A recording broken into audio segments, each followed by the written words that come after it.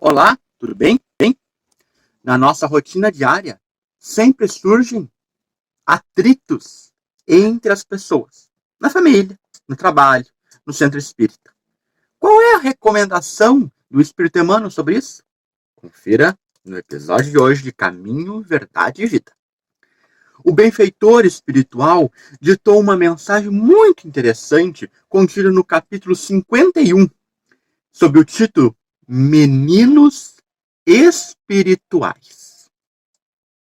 E desta vez vai trazer a citação de Paulo na carta aos Hebreus, capítulo 5, versículo 13, em que o apóstolo da gentilidade escreveu o seguinte: porque qualquer que ainda se alimente de leite não está experimentado na palavra da justiça, pois é menino. Então aqui o benfeitor espiritual vai fazer uma diferenciação entre a infância espiritual e a madureza espiritual também. Quando Paulo faz a citação aqui com referente a meninos, não é menino de 5 anos, de 7 anos, de 11 anos, de 2 anos, de 6 anos. Não é idade cronológica. É maturidade espiritual. Esse é o ponto. E como vamos ver, já que esse livro aborda profundamente a lei do trabalho, qual é a implicação disto nas nossas relações sociais, familiares, profissionais, quaisquer que sejam? Porque vamos ver de forma clara que nem todos estão no mesmo nível. Embora possamos ter pessoas de idades muito próximas, a maturidade varia. E mesmo que tenhamos pessoas experimentadas, já avançadas cronologicamente, já de bastante idade, não significa necessariamente que tenham maturidade espiritual ou maturidade que esperamos que tenham. Vejamos o comentário do benfeitor. Na apreciação dos companheiros de luta que nos integram o quadro de trabalho diário, é útil não haja choques quando, inesperadamente, surgirem falhas e fraquezas.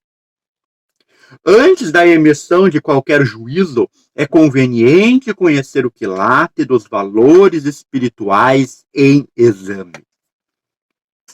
Observemos qual é a situação que o benfeitor espiritual coloca: falhas e fraquezas. Quem é que falha? Quem é que tem fraquezas? A criança. Exato. Por quê? Uma criança pode dirigir uma padaria? Não. Ela não tem condições de administrar a caixa, de contratar funcionários, de dar a ordem, de comandar isso, de atender cliente.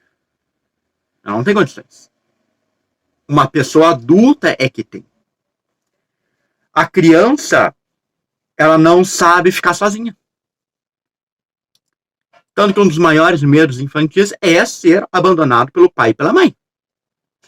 Uma pessoa adulta pode ficar sozinha. Sabe se virar, sabe andar com as próprias pernas. Então a gente pode dizer, né, comunidade, temos relações sociais.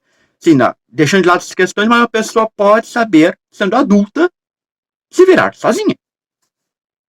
A criança não. Aí o que vai acontecer? Mesmo que cresçamos cronologicamente, que avancemos nas casinhas dos números, podem ficar estruturados em nós mesmos, em nosso perispírito, comportamentos infantis, que resultam em falhas e fraquezas, somados ainda às próprias imperfeições que carregamos. Então, perante as situações que surgem, os choques, os atritos, as dificuldades, que são sempre, que seja que não acontece, mas que acabam acontecendo, afinal, convivemos com espíritos imperfeitos, é necessário avaliar o quilate da questão. Como um ourives avalia o quilate de um diamante. A fim de saber qual é o mais precioso e qual é o menos precioso. Então, aquele olhar clínico, a fim de não fazer um juízo errado. A fim de não cobrar de uma criança o que ela não pode dar. Ou a fim de amortecer a responsabilidade que o adulto deve cumprir. Achar exatamente o equilíbrio. Jamais prescindamos da compreensão ante os que se desviam do caminho reto. A estrada percorrida pelo homem experiente está cheio de crianças dessa natureza. Deus cerca os passos do sábio com as expressões da ignorância, a fim de que a sombra receba a luz e para que essa mesma luz seja glorificada. Nesse intercâmbio substancialmente divino, o ignorante aprende e o sábio cresce. Vejamos que bela imagem. O quanto a sabedoria e a justiça divina são perfeitas. Porque podemos nos perguntar, mas por que então conviver com crianças espirituais? Por que conviver com quem não quer entender, com quem vive só tombando no erro? Para que a luz se faça a todos e a todos beneficie. Aquele que ainda é ignorante, que é imaturo, que receba a luz daquele indivíduo que já avançou passos a mais. E este que já avançou esses passos a mais, que também cresça auxiliando os que estão atrás dele momentaneamente. É uma lei de solidariedade universal. Deus ampara a todos e coloca as criaturas em níveis diferentes para que uns colaborem com os outros. E para que todos, ao final, progridam e alcancem a perfeição relativa de que somos destinatários, ao qual todos devemos chegar. Deus simplesmente não diz assim, toma que aprova e cada um que se vire e evolua aí, boa sorte. Não. São dadas as provas, sim. Mas são dados também os instrumentos para que todos possam progredir na figura das pessoas em diferentes posições, quer sociais, quer de trabalho, quer familiares, quaisquer que sejam. E que fazem, então, esse palco da vida se movimentar, criando, sim, dificuldades, mas para que a luz das soluções surja. Os discípulos de boa vontade necessitam da sincera atitude de observação e tolerância. É natural que se regozijem com o alimento rico e substancioso com que lhes é dado nutrir a alma. No entanto, não desprezem outros irmãos, cujo organismo espiritual ainda não tolera senão o leite simples dos primeiros conhecimentos. É importantíssimo.